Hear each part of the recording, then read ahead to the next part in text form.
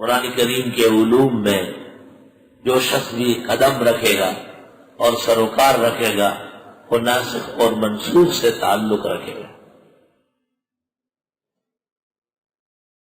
معتزلہ اور خوارج نے جو انکار کیا ہے تو وہ یہ کہتے ہیں کہ علم اللہ کا تو کامل و اکمل ہے، محیط ہے، بات تو وہ بدلتا ہے جس کو بعد میں پتہ چلے، تو معاذ اللہ جہل بالاشیاء لازم آتا ہے خدا کے لیے۔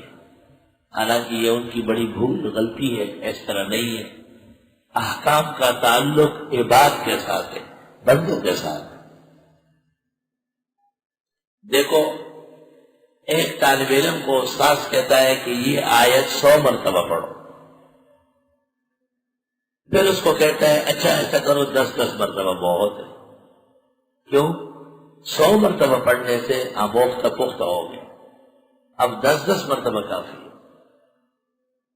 ایک بچے کو وہ کہتا ہے تجھے 2 گھنٹے بیٹھنا ہے، دوسرے کو کہتا ہے تجھے 10 منٹ بیٹھ کے جانا ہے۔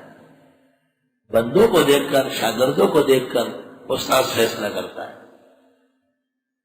ڈاکٹر کہتا ہے 3 دن تک ٹھنڈا پانی نہ پیے، گوشت نہ کھائے، چاول نہ کھائے، اور 3 دن تک صبح دوپہر شام 3 وقت دوا لے، 2 کیپسول لے۔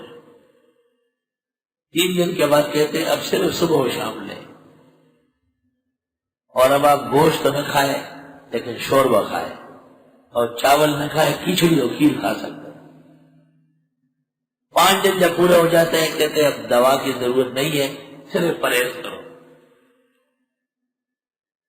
تو کوئی یہ کہے کہ یہ ڈاکٹر صاحب کو پہلے پتہ نہیں تھا، کمکلی کی بات ہے۔ ڈاکٹر صاحب کو پہلے سے پتہ ہے، مریض کے حالات کو دیکھ کر کے مشورے میں اور معالجے میں تبدیلی کی جاتی ہے۔ اللہ بزرگ و برتر اپنے بندوں کے حالات کو دیکھ کر احکام نازل فرماتے ہیں۔